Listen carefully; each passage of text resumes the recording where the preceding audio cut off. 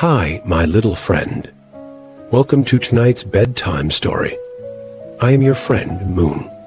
Today, I bring you Andersen's fairy tale called The Wild Swans. Far away in the land to which the swallows fly when it is winter, dwelt a king who had 11 sons and a daughter named Eliza. The 11 brothers were princes, and each went to school with a star on his breast and a sword by his side. They wrote with diamond pencils on gold slates and learnt their lessons so quickly and read so easily that everyone might know they were princes. Their sister Eliza sat on a little stool of plate glass and had a book full of pictures, which had cost as much as half a kingdom. Oh, these children were indeed happy, but it was not to remain so always. Their father, who was king of the country, married a very wicked queen, who did not love the poor children at all. They knew this from the very first day after the wedding. In the palace there were great festivities, and the children played at receiving company. But instead of having, as usual, all the cakes and apples that were left, she gave them some sand in a teacup and told them to pretend it was cake. The week after, she sent little Eliza into the country to a peasant and his wife. And then she told the king so many untrue things about the young princes that he gave himself no more trouble respecting them. "Go out into the world and get your own living," said the queen. "Fly like great birds who have no voice." But she could not make them ugly as she wished, for they were turned into 11 beautiful wild swans. Then, with a strange cry, they flew through the windows of the palace, over the park, to the forest beyond. It was early morning when they passed the peasant's cottage, where their sister Eliza lay asleep in her room. They hovered over the roof, twisted their long necks and flapped their wings, but no one heard them or saw them, so they were at last obliged to fly away, high up in the clouds, and over the wide world they flew till they came to a thick dark wood, which stretched far away to the seashore.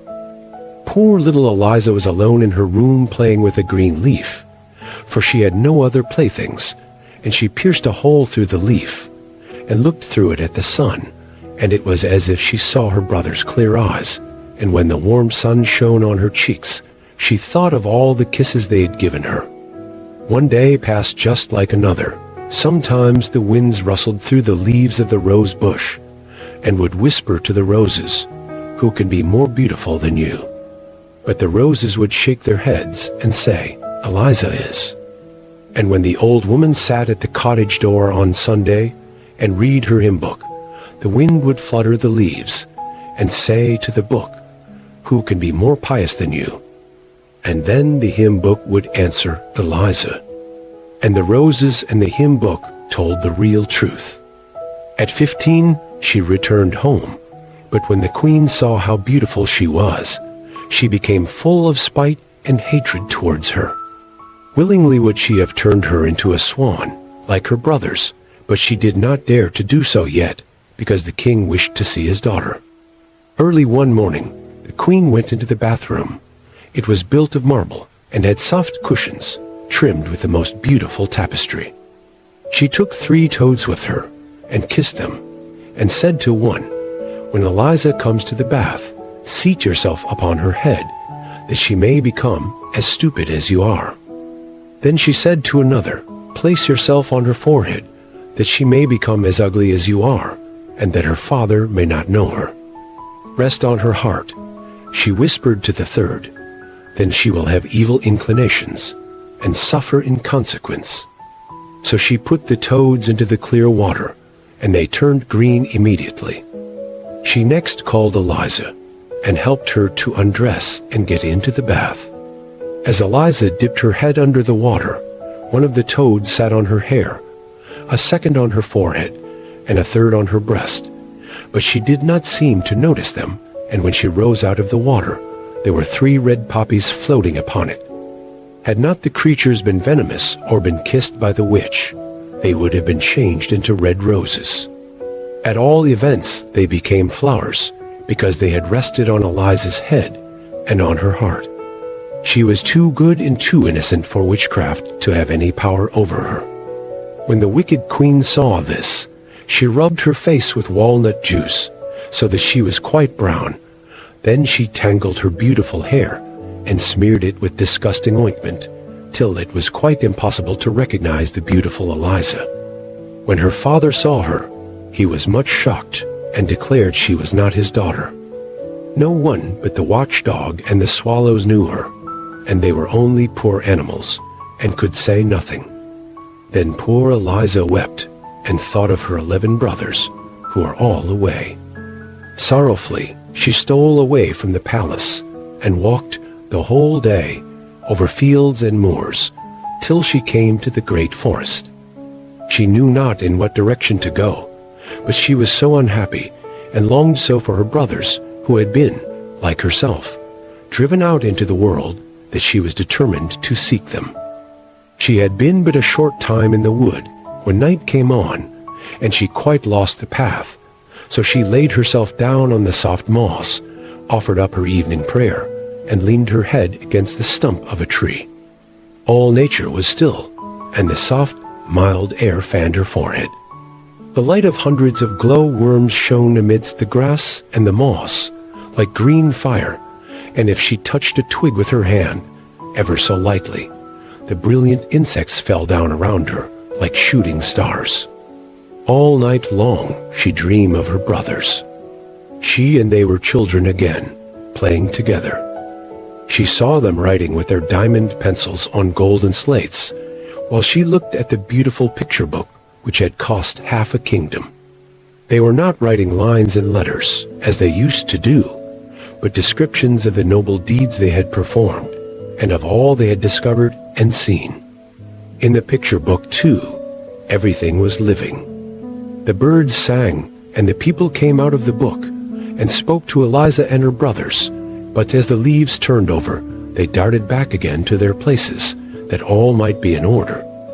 When she awoke, the sun was high in the heavens, yet she could not see him, for the lofty trees spread their branches thickly over her head, but his beams were glancing through the leaves here and there like a golden mist.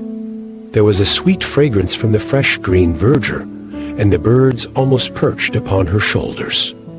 She heard water rippling from a number of springs, all flowing in a lake with golden sands. Bushes grew thickly round the lake, and at one spot an opening had been made by a deer, through which Eliza went down to the water.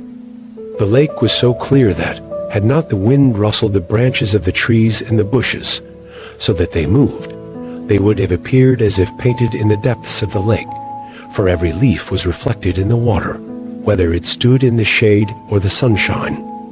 As soon as Eliza saw her own face, she was quite terrified at finding it so brown and ugly, but when she wetted her little hand, and rubbed her eyes and forehead, the white skin gleamed forth once more, and after she had undressed, and dipped herself in the fresh water, a more beautiful king's daughter could not be found in the wide world. As soon as she had dressed herself again, and braided her long hair, she went to the bubbling spring, and drank some water out of the hollow of her hand. Then she wandered far into the forest, not knowing whither she went. She thought of her brothers, and felt sure that God would not forsake her. It is God who makes the wild apples grow in the wood, to satisfy the hungry, and he now led her to one of these trees, which was so loaded with fruit, that the boughs bent beneath the weight. Here she held her noonday repast, placed props under the boughs, and then went into the gloomiest depths of the forest. It was so still that she could hear the sound of her own footsteps, as well as the rustling of every withered leaf which she crushed under her feet. Not a bird was to be seen, not a sunbeam could penetrate through the large, dark boughs of the trees. Their lofty trunks stood so close together that, when she looked before her, it seemed as if she were enclosed within trellis work. Such solitude she had never known before. The night was very dark. Not a single glowworm glittered in the moss. Sorrowfully, she laid herself down to sleep, and after a while, it seemed to her as if the branches of the trees parted over her head, and that the mild eyes of angels looked down upon her from heaven. When she awoke in the morning, she knew not whether she had dreamt this, or if it had really been so. Then she continued her wandering, but she had not gone many steps forward, when she met an old woman with berries in her basket, and she gave her a few to eat. Then Eliza asked her if she had not seen 11 princes riding through the forest. "No," replied the old woman, "but I saw yesterday 11 swans, with gold crowns on their heads, swimming on the river close by." Then she led Eliza a little distance farther to a sloping bank, and at the foot of it wound a little river. The trees on its banks stretched their long leafy branches across the water towards each other, and where the growth prevented them from meeting naturally, the roots had torn themselves away from the ground, so that the branches might mingle their foliage as they hung over the water. Eliza bade the old woman farewell, and walked by the flowing river, till she reached the shore of the open sea. And there, before the young maiden's eyes, lay the glorious ocean, but not a sail appeared on its surface. Not even a boat could be seen. How was she to go farther? She noticed how the countless pebbles on the seashore had been smoothed and rounded by the action of the water. Glass, iron, stones, everything that lay there mingled together, had taken its shape from the same power and felt as smooth or even smoother than her own delicate hand. "The water rolls on without weariness," she said, "till all that is hard becomes smooth.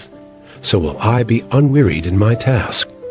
Thanks for your lessons, bright rolling waves. My heart tells me you will lead me to my dear brothers." On the foam-covered seaweeds lay 11 white swan feathers, which she gathered up and placed together. Drops of water lay upon them. Whether they were dewdrops or tears, no one could say. Lonely as it was on the seashore, she did not observe it, for the ever-moving sea showed more changes in a few hours than the most varying lake could produce during a whole year.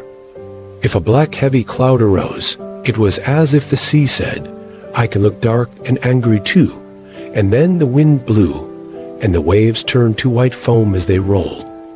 When the wind slept, and the clouds glowed with the red sunlight, then the sea looked like a rose leaf. But however quietly its white glassy surface rested, there was still a motion on the shore, as its waves rose and fell like the breast of a sleeping child.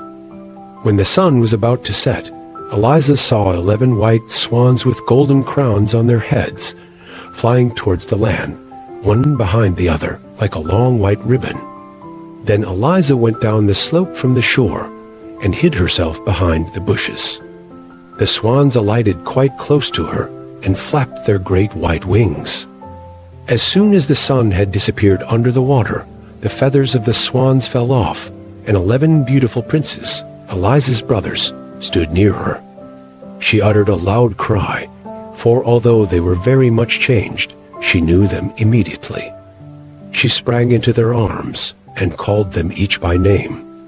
Then, how happy the princes were at meeting their little sister again, for they recognized her, although she had grown so tall and beautiful. They laughed and they wept, and very soon understood how wickedly their mother had acted to them all. "We brothers," said the eldest, "fly about as wild swans, so long as the sun is in the sky. But as soon as it sinks behind the hills, we recover our human shape. Therefore must we always be near a resting place for our feet before sunset, for if we should be flying towards the clouds at the time we recovered our natural shape as men, we should sink deep into the sea. We do not dwell here, but in a land just as fair, that lies beyond the ocean, which we have to cross for a long distance. There is no island in our passage upon which we could pass.